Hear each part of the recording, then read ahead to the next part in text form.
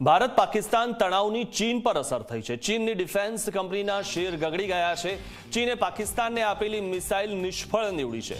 Chinese technology નિષ્ફળ જતા હુમલો કરવામાં આવ્યો અને ચીનના શસ્ત્રો ઉપર હવે સવાલ ઉઠી રહ્યા છે, કારણ કે જે રીતે ચીનની જે ડિફેન્સ સિસ્ટમ હતી તે આપણે તોડી પાડી હતી અને તેના કારણે હવે સવાલ થઈ રહ્યો છે કે ચીનના જે શસ્ત્રો છે તે કેટલા કારગર નીવડી શકે છે, કારણ કે હવે આના કારણે ચીનને મુશ્કેલી ઊભી થઈ છે, કારણ કે ચીને પાકિસ્તાનને શસ્ત્રો આપ્યા હતા, ડિફેન્સ સિસ્ટમ આપી હતી, પરંતુ તે એટલી બધી નબળી હતી કે તે આપણે તોડી પાડી। ભારત પાકિસ્તાન તણાવની ચીન પર હવે અસર થઈ રહી છે અને ચીનની ડિફેન્સ કંપનીના શેર ગગડી ગયા છે અને પાકિસ્તાનને જેટલું નુકસાન થયું તેટલું હવે ચીનને થઈ રહ્યું છે। ચીને પાકિસ્તાનને આપેલી મિસાઇલો નિષ્ફળ નીવડી છે, ચાઇનીઝ ટેકનોલોજી નિષ્ફળ જતા હુમલો કરાયો અને ચીનના શસ્ત્રો પર સવાલ ઉઠી રહ્યા છે। ચીનની જે એર ડિફેન્સ સિસ્ટમ હતી તે પણ પાકિસ્તાનમાં નાકામ સાબિત થઈ।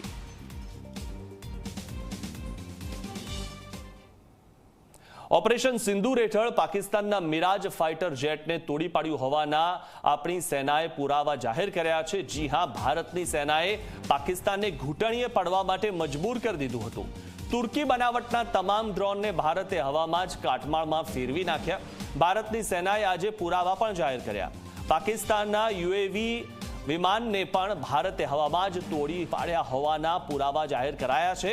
તો દેશવાસીઓ માટે ગૌરવની ખબર એ છે કે ભારતની ત્રણેય સેનાઓએ પાકિસ્તાનની પાંખો કાપી નાખી હતી।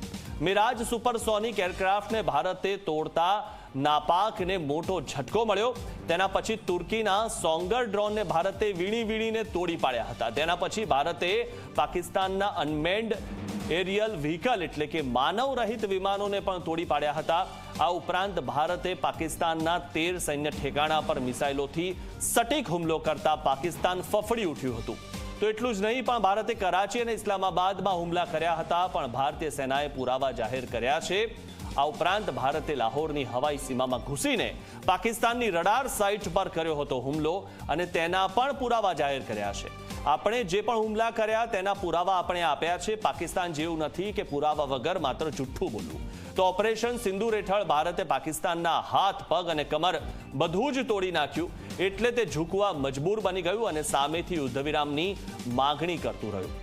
ભારતની સેનાએ આજે પ્રેસ કોન્ફરન્સ કરીને તેમાં સ્પષ્ટ મેસેજ આપ્યો છે કે ભવિષ્યમાં પણ દુશ્મનોના હુમલા રોકવા ત્રિસ્તરીય સુરક્ષા કવચ તૈયાર જ છે અને ભારતની આ ત્રિસ્તરીય એર રડાર સિસ્ટમથી જ પાકિસ્તાનના જડબા તૂટી ગયા છે। આપણી એર ડિફેન્સ સિસ્ટમે પાકિસ્તાનની તમામ મિસાઇલોને તોડી પાડી હતી। પાકિસ્તાનની PL-15 એર ટુ એર મિસાઇલોને પણ ભારતે તોડી પાડી હતી। આ પ્રકારનો પ્રચંડ પ્રહાર ભારતે એટલા માટે કર્યો હતો કેમ કે આપણી સેનાએ આતંકીઓના અડ્ડા તોડ્યા પછી પાકિસ્તાને આ હુમલાને પોતાના પર હુમલો ગણી લીધો હતો અને જે બાદ પાકિસ્તાને આપણા સૈન્ય ઠેકાણાને ટાર્ગેટ કરીને નિષ્ફળ હુમલાનો નાપાક પ્રયાસ કર્યો। જે બાદ ભારતની જાંબાઝ સેનાએ આતંકીઓના દેશના 13 સૈન્ય ઠેકાણા પર મિસાઇલો છોડીને તેમને ઘૂંટણીએ પાડી દીધા અને તેમને મજબૂર કર્યા કે તેઓ રડવા લાગ્યા કે હવે આ યુદ્ધ બંધ થાય તો સારું, કારણ કે જે રીતે પાકિસ્તાનની હાલત થઈ। અને મહત્વની વાત એ છે કે પાકિસ્તાને જેમની પાસેથી પણ સહાય લીધી હતી, તે પછી તુર્કી પાસેથી હોય કે ચીન પાસેથી જે શસ્ત્રો હોય તે તમામ શસ્ત્રો ભારત પર કોઈ કામ ન લાગ્યા અને હવે ચીનને પણ આ બાબતે નુકસાન થઈ રહ્યું છે, કારણ કે ચીનની એર ડિફેન્સ સિસ્ટમ નાકામ સાબિત થઈ।